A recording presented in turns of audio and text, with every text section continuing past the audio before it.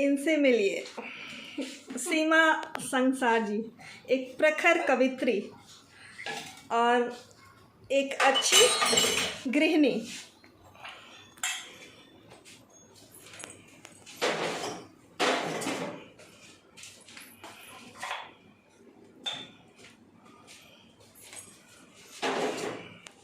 कुछ बोलिए सीमा दी, अपने बारे में कुछ बताइए। आपके जीवन में यू टर्न कैसे हुआ?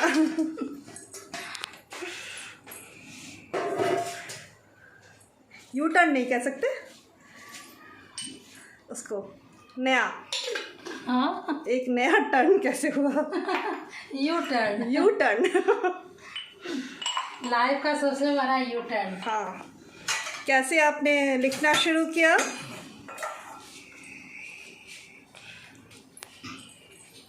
जिंदगी सबको सिखा देती है, लिखना पढ़ना और ज़िंदगी जीना। फिर भी मैं आपके अनुभवों को जानना चाहूँगी। एक औरत की ज़िंदगी खुद में एक कविता होती है और कविता तो लिखी नहीं जाती है। उस कविता को आप शब्दों में कैसे लिख पा रही हैं? कविता जब सब औरतों की ज़िंदगी कविता है तो सब औरतें लिख नहीं पाती हैं। आपने उसे अब कागज़ पे कैसे उतारा, मुझे जानना है। एक भावना है जो हर औरत के जहन में होता है, लेकिन इसे जिया जाता है। हम लोग जितना जी पाते हैं, हम अगर बारीक नज़र से देखें तो हमारे आमने सामने जो जितनी भी महिलाएं बिखरी हुई हैं वो एक कविता के रूप में बिखरी पड़ी हुई है। एक देखने का नज़रिया, हर औरत अपने अपने नज़रिए से देखती हैं। जैसे मुझ में अगर राइटिंग स्किल है तो मैं उसे कविता की नज़र से देखती हूँ। कुछ महिलाएं पेंटिंग्स करती हैं या कोई और क्रिएटिविटी है तो उसको उस नज़रिए से देखती जज करती हैं। और ये गुण हर महिलाओं में होती है। सृजन तो हमारा अधिकार है, दैवीय गुण है। दैवीय गुण है, दैवीय गुण है, बिल्कुल। और इसे हमसे कोई छीन नहीं सकता। तो सृजन, महिलाएं सृजन करती हैं। कितनी परेशानी होती है आपको ये दोहरी ज़िंदगी जीने में? परेशानियां तो हर किसी के लाइफ में आती हैं, आती ही रहेंगी। अभी भी मुझे जब तक मैं जिंदा हूँ तब तक आगे भी परेशानियां होंगी। पितृसत्तात्मक समाज में जहाँ महिलाओं को आगे बढ़ने से हर कदम पे रोका जाता है तो मुझे भी परेशानियां होती हैं, उसे हैंडल करना पड़ता है। लेकिन अगर आप मन में अगर आप एक बार रीढ़ सीधी कर लें ना, अगर आपकी रीढ़ सीधी हो गई तो फिर वो आप खुद ब खुद अपना रास्ता तय कर लेते हैं। परेशानियाँ आती हैं, आप उसका मुकाबला करना सीखिए, उसको आगे बढ़कर गले लगाइए, फिर आप आगे बढ़ पाएंगी। और अगर आप सोचती रह गई कि नहीं, पति नहीं कह रहा है, भाई नहीं कह रहा, समाज क्या कहेगा, तो फिर आप एक कदम भी आगे नहीं बढ़ सकेंगी। एक स्त्री तभी कुछ कर सकती है जब वो अपने जिस दिन घर की दहलीज को लांघ जाती है और बिना ये सोचे कि मेरा घर परिवार समाज क्या कहेगा। आप बाहर निकलिए तो सही, आपके लिए पूरी दुनिया, आसमान और धरती दोनों खुला है, अपना है, आपका इंतजार कर रहा है। यस, अपनाने की देरी होती है कि हम उसको कितना अपना रहे हैं, कितनी जल्दी हम अपना लेते हैं उसको। तो बस इसी की देरी होती है। जब ये बात समझ में आ जाती है महिलाओं को, ये आकाश मेरा अपना है, इस किचन से आगे भी जहान है। नहीं कि किचन भी हमारा अपना है, ये किचन तो है ही, इसके बिना तो हमारा जीवन यहीं से स्टार्ट होता है। तो इसके अलावा भी हमारी दुनिया है। खिड़की, पहले आप खिड़की खोलिए, बाहर झाँकिए, आसमान का रंग देखिए, फिर बाहर निकलिए, सुंदर सी ज़िंदगी जो भगवान ने आपको दिया उसे जी कर देखिए, फिर आपको पता चलेगा कि इस सुंदर से जीवन में भगवान ने मुझे भी कुछ दिया है, कुछ करने को। तो वहाँ पे आप इंतज़ार करना होता है। तो आप बहुत सारी चीज़ें हैं जो कर सकती हैं जिससे कि आप स्वयं आत्मनिर्भर होती हैं। और सबसे बड़ी बात कि मेरा जो लेखन का है वो पहला स्टेप ये था कि मुझे पढ़ना बहुत पसंद था। लिखना तो मैंने बाद में शुरू किया पढ़ना बहुत पसंद था। किताबों की मैं बहुत शौकीन थी, और आज से नहीं, छोटी थी बचपन में ही, तभी से। और उस समय कुछ भी कोर्स की किताबें, मैं ये नहीं कहूँगी कि मैं बहुत पढ़ाकू थी और बहुत हाई परसेंटेज आते थे मेरे, मैं एवरेज स्टूडेंट थी, लेकिन मुझे पत्रिकाएं पढ़ना बचपन से ही बहुत पसंद था। नंदन, चंपक हो, घर में कोई भी, मेरी क्योंकि ये विरासत से मुझे मिला था। मेरी मम्मी भी हमेशा मनोरमा, शारिका और वगैरह पत्रिकाएं बोरा बोरा भरा रखा था वो पढ़ती थी। उनको मैं पढ़ते देखती थी, मेरी भी पढ़ने की लत लग गई। तो ये पढ़ने की आदत कभी नहीं गई मेरी। पहले शादी के बाद मेरा माहौल बिल्कुल अनुकूल नहीं था किताबें पढ़ने का, मतलब वहाँ पे शादी के बाद उसको कैसे संभाला? महिलाओं के हाथ में किताब मैंने देखा ही नहीं अपने ससुराल में। और जब मैं लेके बैठती थी सब लोग मुझे ताने देते थे, इसको कोई काम ही नहीं है इसलिए ये लेके बैठ जाते। अच्छा। क्योंकि इसको कोई काम नहीं है, इसको काम करना ये छुड़ाती है काम से जी। लेकिन जब ये होता ये था कि मैं सारा काम करके, तब जो थोड़ा वक्त जो महिलाएं अपने मेकअप में या गॉसिपिंग में लगाती थी वो टाइम में पढ़ने दिया करती थी। तो इस तरह से पढ़ते पढ़ते पढ़ते लगा कि लिखने की पता नहीं कब हुई। अब उसके बाद फिर मैं जब अपनी वास्तविक ज़िंदगी से रूबरू हुई, मैंने परेशानियाँ देखी, कुछ मेरे जीवन में जो घटनाएं घटी वो सब बहुत हर्ट किया, मेरे दिमाग पे असर करता रहा। उसके बाद लगा कि नहीं, कुछ लोगों ने कहा, यह एहसास दिलाया कि हाँ तुम लिख सकती हो। और लेकिन मुझे बिल्कुल भी एहसास नहीं था कि मैं कभी राइटर बन जाऊंगी या मैं लिख के एक कविता के 2 लाइन या शब्द भी लिख सकूंगी। फेसबुक आया, फेसबुक मेरी ज़िंदगी में बहुत बड़ा बदलाव लेकर आया है। लोग फेसबुक को गालियाँ देते हैं, सोशल मीडिया का आप थैंक बोलना चाहेंगे? बहुत बहुत ज़्यादा थैंक्स है। मतलब उसने मेरे पढ़ को आसमान दी, नई ऊंचाइयाँ दी। मैं वहीं से लिखना स्टार्ट की थी 2014 से। और मेरे एक संजीव भैया थे, वो कहा करते थे कि सीमा रोज़ लिखाओ, कुछ भी लिखो लेकिन रोज़ लिखो, और जब तुम लिखते लिखते तुम उसमें मंझने लगोगी। तो वही चीज़ मैं रोज़ कविता एक लिखने लगी, 4 लाइन का 6 लाइन का मैं वहाँ डाल देती थी। उस टाइम में मेरे बहुत अच्छे प्रशंसक नहीं थे। कुछ लोगों ने कहा हाँ तुम्हारे पास शब्द है बहुत अधिक, तुम उसका इस्तेमाल करो और ज़्यादा लिखो। इसी तरह निखरते चले गए, लोगों के प्रोत्साहन मिले और मेरा फ्रेंड सर्किल बहुत अच्छा बना। मेरे कुछ मित्र जो हैं कवि मित्र, उसमें सबसे पहला नाम मैं प्रशांत विप्लवी का लेना चाहूँगी। वो मेरे सबसे पहले कवि मित्र बने, उनके फ्रेंड लिस्ट से बहुत सारे मित्र मेरे बने। और इस तरह से उन लोग के सामने में आकर मैंने देखा कि हाँ ऐसी कविताएँ लिखी जाती हैं, और फिर मैं लिखने लग गई। कुछ पुस्तकों का नाम बताएंगी जो अभी जो नई महिलाएं हैं जो उनको पढ़े और उनसे उनको प्रेरणा मिले, कुछ अपने जीवन में भी वो आपके तरह बदलाव लेके आए, कुछ वैसा बताएं आप। बहुत सारे अभी तो बाढ़ आई हुई है किताबों की, राइटर्स की, और सभी अच्छा लिख रही हैं, बहुत अच्छा लिख रही हैं। कुछ हैं, अब किसी एक का नाम लेने पर बहुत सारे राइटर्स हैं या सब मेरे फ्रेंड भी हैं तो बुरा लगता है, लेकिन है बहुत सारी है ऐसी। नहीं, मेरे कहने का मतलब है कि जो नई हैं, मान लीजिए जो अभी जैसे शुरुआत करना चाह रही हैं, तो उनको किस तरह की पुस्तकें पढ़ना चाहिए जो स्त्री विमर्श पर है? उसके लिए भी अभी जो नई राइटर्स हैं जैसे कि अंकिता जैन है, जैसे तनवीर है, दिव्या विजय है, स्मिता सिन्हा है, भाषणा झा है, इस तरह की बहुत सारी हैं, ये सोनी पांडे हैं। तो इस तरह की बहुत सारी जो राइटर्स हैं वो मैं सुजाता है, महिला लेखन पर काफ़ी अच्छा लिख रही हैं। तो वो अगर उनको पढ़ेंगे तो उनको, क्योंकि वो नई लोग हैं, नई पौध की हैं, उनका विस्तार काफ़ी ऊंचा है और वो उन्हें अच्छी तरह आत्मसात कर पाएंगी। उन्हें समझ में आएगा कि स्त्री विमर्श क्या है, स्त्री का क्या, स्त्री की क्या इच्छाएं होती हैं, स्त्री कैसे जी सकती हैं, कैसे पितृसत्ता के जो होते हैं ना छोटी छोटी चीज़ें जो नहीं समझ पाती, उनको लगता है कि ये तो हमारे उसका अंग है, कस्टम का अंग है, और उसका वो शिकार बनती चली जाती है। उस सूक्ष्म तरीके को वो पहचान पाएंगे तरह से। आप एक चीज़ और बताएं कि ये किचन तो स्त्री का अपना होता ही है कोना, क्या इसके अलावा भी स्त्री का अपना एक अलग कोना होना चाहिए घर में जो सिर्फ उसका कोना हो? बिल्कुल होना चाहिए।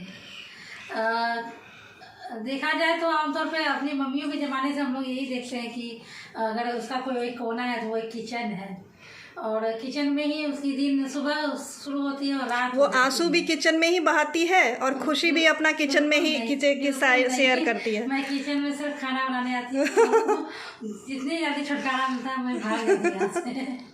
तो नहीं, रेसिपीज़ के द्वारा आप कुछ अपने इमोशंस को भी प्रस्तुत कर सकती हैं, क्यों उसमें अपना प्यार डाल के।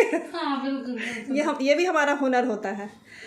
हाँ, लेकिन उसके अलावा भी एक एकांत का जो होता है ना कि आपके पास एक ऐसा कोना होना चाहिए, चाहे वो कमरा के रूप में हो या कोई कॉर्नर हो, जहाँ आप जा करके आपको लगे कि ये सिर्फ आपका है, यहाँ पे किसी और की कोई खलन की हाँ नहीं है। मतलब आप वहाँ बैठ कर आप रोना चाहें वहाँ बैठ के रो लें, आप हंसना चाहें, बात करना चाहें, कुछ पढ़ना चाहें, लिखना चाहें, आप बेझिझक वहाँ कर सकें। आपको कोई रोकने टोकने वाला नहीं हो कि अभी तो ये जगह नहीं है, अभी हम टीवी देख रहे हैं या अभी लाइट ऑफ कर दो या कुछ भी। अब वहाँ पे अपना एक स्पेस ऐसा जोड़ होना चाहिए जहाँ स्त्रियाँ अपने मन की अपनी ज़िंदगी जी सकें। बिल्कुल भी। और कुछ बताएं आप अपने बारे में। बस ज़िंदगी चल रही है। आप बच्चों के साथ कैसे डील करती हैं? आप एक शिक्षिका भी हैं, तो बच्चों के साथ आपकी ट्यूनिंग, माने आप अपनी ट्यूनिंग को कैसे बनाती हैं? बच्चों के साथ मेरा क्या बच्चों के लिए स्ट्रिक्ट होना ज़रूरी है? किसी भी टीचर को या शिक्षक को बहुत मैं कभी स्ट्रिक्ट नहीं हो पाती हूँ अपने बच्चों, या फ्रेंडली होना जरूरी? मेरे अपने बच्चे हूँ या फिर मेरा जो तरीका है वो थोड़ा अलग तरीके का है। मैं एक तो बच्चों के साथ बच्ची बन जाती हूँ, मुझे उनके साथ एक्टिविटीज़ करना, नाचना गाना, उनके साथ बातें करना, उनके साथ कहानियाँ शेयर करना बहुत अच्छा लगता है। इससे क्या होता है कि बच्चे मेरे इमोशनली जुड़ जाते हैं हमसे। और जब पनिशमेंट करना होता है तो फिर बस एक ही पनिशमेंट होता है मेरा कि मैं तुम्हें छोड़कर चली जाऊंगी, मैं तुम्हारी क्लास में दोबारा कभी नहीं आऊँगी। तो इससे बच्चे एकदम से डर जाते हैं। कई बार ऐसा होता है कि अब देखो तुमने ऐसा कर दिया ना, अब मैडम नहीं आएंगी, हाँ अब तुम्हारे वजह से, और वो बच्चा गिल्ट फील करेगा, फिर उसको वो आके सॉरी बोलेगा, मैम अब नहीं होगा, प्लीज़ आप ऐसा मत करना। तो ये ज़्यादा बेटर तरीका लगता है। सख्ती हम उससे एकदम सख्ती से पेश आएँ, और सख्ती से पेश आने पर भी कोई बहुत अच्छा रिजल्ट आया हो। हाँ नहीं, ऐसा कुछ मुझे भी पर्सनली दिखा नहीं। मैं भी बच्चों से बहुत इंटरेक्ट करके बात करती हूँ, मुझे अच्छा लगता है। उनका जो बचपना है वो आप जिए तो हाँ, आपके मुझे भी तो लगता है ना कि आप अपने लाइफ को फिर से जी रहे हो। मैं फिर वापस वहीं पहुंच जाती हूँ जब मैं स्टूडेंट हाँ, जब मैं स्टूडेंट थी मैं उसे भूल जाती हूँ कि मैं इन बच्चों की टीचर हूँ। आप अपने दीवार पत्रिका के बारे में कुछ बताएं। दीवार पत्रिका भी इसी का उपज है कि बच्चे हमसे बहुत इमोशनली अटैच होते हैं, तो बच्चे अपने मन की सारी बातें मतलब करते हैं। तो पसीना बहुत आ रहा है।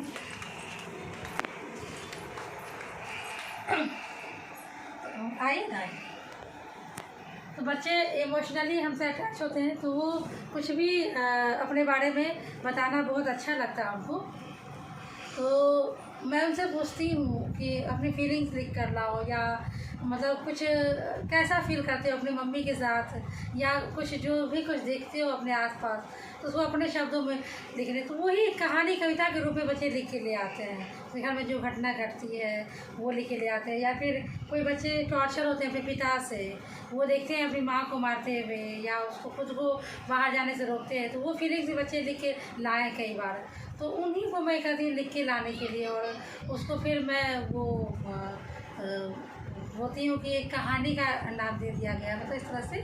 और फिर कलर करके बच्चे एक एल्बम तैयार करते हैं, फिर उसको पोस्टर में चिपका करके और एक पत्रिका का नाम दे देते हैं। उसमें बच्चे अपनी कहानियाँ, कविताएँ और संस्मरण वगैरह शेयर करते हैं। फिर मैं वर्कशॉप करती हूँ बच्चों के साथ, इंटरव्यू कैसे लेना ये बताती हूँ। फिर कुछ बच्चों की टीम बनाती हूँ, जो पत्रकार रिता का टीम होता है, उन्हें मैं भेजती हूँ किसी वरिष्ठ व्यक्ति के पास, चाहे अच्छा उनका इंटरव्यू लेने के लिए, या फिर पत्रकार हो या फिर समाज सेवी हूँ, कोई भी हो सकते हैं जिनको बहुत लोग जानता है। ऐसे लोग के पास मैं भेजती हूँ। वो लोग बच्चे खुद जाते हैं, मैं नहीं जाती हूँ, बच्चे जाते हैं, उनसे सवाल जवाब करते हैं, लिखते हैं, वो लेके जाते हैं, उनको भी मैं कहती हूँ उस पर चिपका देने की। जी जी जी। इस तरह से बच्चों को इंस्पिरेशन मिलता है कि हमारे में ये जर्नलिस्ट बन सकते हैं, हम संपादन कर सकते हैं। वो पत्रिका वो उन्हीं को संपादन करना होता है, संपादक मंडली तय करती है कि किसकी रचनाएं लगेंगी, किसकी नहीं लगेंगी, और कैसे कलेक्ट करना, किस क्लास से कलेक्ट करना, किस वो सारा काम उनका होता है। मैं बस एक सप्ताह का वो कोर्स करती हूँ, बताती हूँ उनको वर्कशॉप में। आपका वर्कशॉप होता है एक सप्ताह का? खुद करते हैं, फिर हर मंथ हम लोग करते हैं। अरे वाह, तब तो ये बहुत अच्छी पहल है आपका स्कूल के लिए, छोटे छोटे बच्चों के लिए। सीमा दी, एक चीज़ और मैं पूछना चाहूँगी, आप मिडिल क्लास फैमिली की माने महिलाओं के लिए कुछ बोलना चाहेंगी? हाँ, मिडिल क्लास की महिलाएं सबसे ज़्यादा पिसती हैं, क्योंकि उनके पास सपने होते हैं बहुत ज़्यादा, और बंधन भी उतने ही होते हैं। तो मेन जो अगर महिला उत्थान की बात की जाए तो सबसे ज़्यादा उन्हीं को ज़रूरत होती है। जो सबसे लोअर महिलाएं होती हैं वो भी मुखर होती हैं, वो भी अगर अपने पति को एक झटके में तलाक देकर निकल सकती हैं, दूसरा ब्याह रचा लेंगी, उन पर कोई पाबंदी, ऐसा कोई सोशल स्टेटस का ठप्पा नहीं होता बिल्कुल बिल्कुल कि वो नहीं कर पाए। और जो हायर सोसाइटी की होती हैं उनके ऊपर भी कोई ऐसी बंदिशें नहीं होती। जो मिडिल क्लास की होती हैं वही मेन शिकार होती हैं पितृसत्ता समाज की, क्योंकि उनके ऊपर बहुत ज़्यादा जिम्मेदारियाँ होती हैं, लोक लाज है समाज का कि मतलब वो करने का।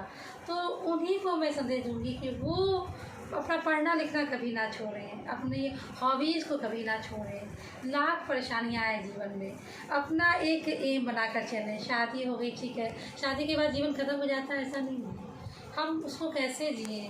अगर आप कोई व्यवसाय करना चाहती हैं तो आप वो करिए, कुछ भी करिए, लेकिन करिए।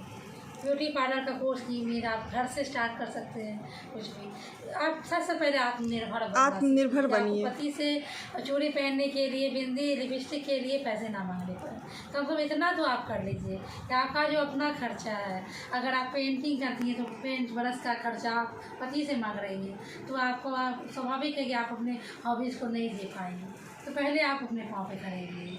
आप कितना ज़्यादा अपना खर्चा, अपनी जो वो ज़रूरतें हैं उसको जितनी पूरी कर लेती हैं उतनी ज़्यादा उससे उतना ही अधिक निर्भरता कम होती चली जाएगी आपके पति से। तो ये सबसे ज़्यादा जोर है। उसके बाद आती है हौसलों को उड़ान भरने की। आप अपने हॉबीज़, अपनी रुचि के अनुसार उसको जीने की कोशिश करिए। जिस क्षेत्र में आपका इंटरेस्ट है उसमें आगे बढ़िए। आप आगे बढ़ेंगे तो आपको हेल्प मिल जाएगा। मिडिल क्लास फैमिली के महिलाओं को काउंसलिंग की ज़रूरत हो रही है। आपको क्या लगता है कि उन्हें काउंसलिंग की ज़रूरत है? मिडिल क्लास फैमिली मानसिक रूप से बहुत प्रताड़ित रहती हैं, इस तरह का कुछ है उनके साथ क्या? बिल्कुल है, उन्हें काउंसलिंग की ज़रूरत है। मतलब वो उन्हें लगता है कि अब ज़िंदगी नहीं जी जा सकती। बस हाँ, बस शादी हो गई, अब मेरी ज़िंदगी, मेरे हस्बैंड, मेरे बच्चे, मेरा ससुराल, इतना ही बंद के रह जाना। वो अपने आप को भूलती चली जा रही हैं। तो क्या उन्हें अपने आप को अलग से पहले खुद को खुश रखना होगा? बिल्कुल खुश रखना होगा। जब हम खुश रहेंगे, प्यार करना सीख जाएंगी तो वो सारी दुनिया से प्यार करेंगी। और प्यार तो उसका व्यक्तिगत गुण है।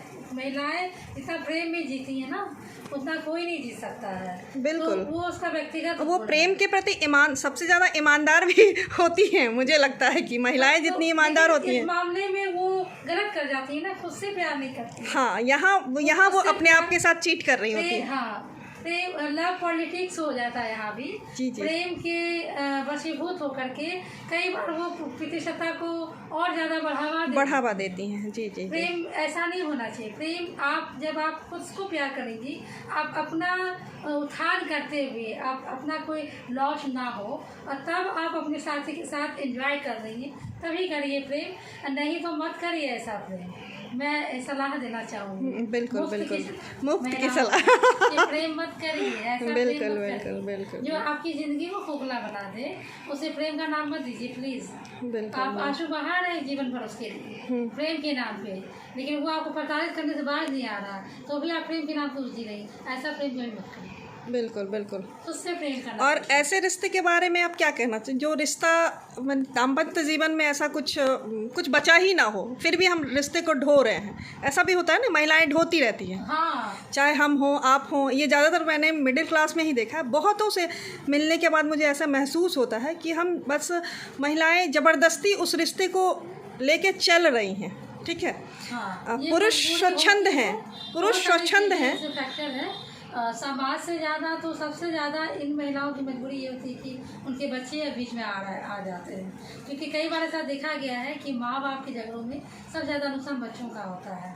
तो जो समझदार महिलाएं होती हैं इस बात को समझ लेती हैं कि हम अपने सुख के खातिर इससे अलग हो जाते हैं अगर, लेकिन बाद में बच्चों के भविष्य में बहुत बुरा असर पड़ने वाला है, तो इसलिए वो मजबूरी में। तो क्या अपर क्लास की महिलाएं उतनी समझदार नहीं होती हैं? होना नहीं चाहिए। क्या अपर क्लास की महिलाएं समझदार नहीं होती, आप ये कहना चाहती हैं?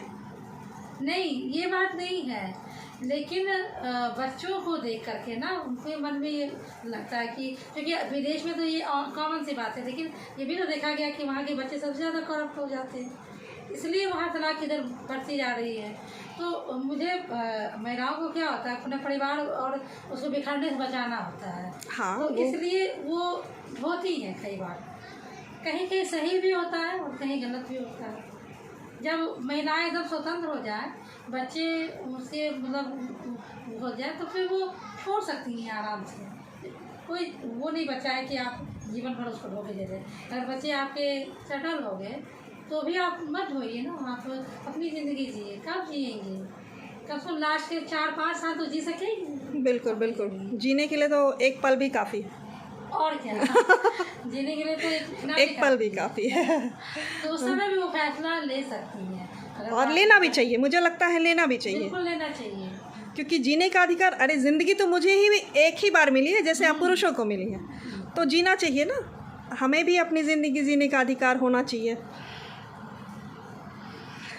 थैंक यू दी। और कुछ थोड़ा सा बता दीजिए, कुछ संदेश। बहुत बातें हो गई, फिर मिलते हैं अगली मुलाकात में। हाँ बिल्कुल, मैं वेट करूँगी, ठीक है। धन्यवाद, शुक्रिया। Thank you Seema the, time देने के लिए, अपना अच्छा सा समय देने के लिए और अपनी इतनी अच्छी अनुभव को साझा करने के लिए। Thank you.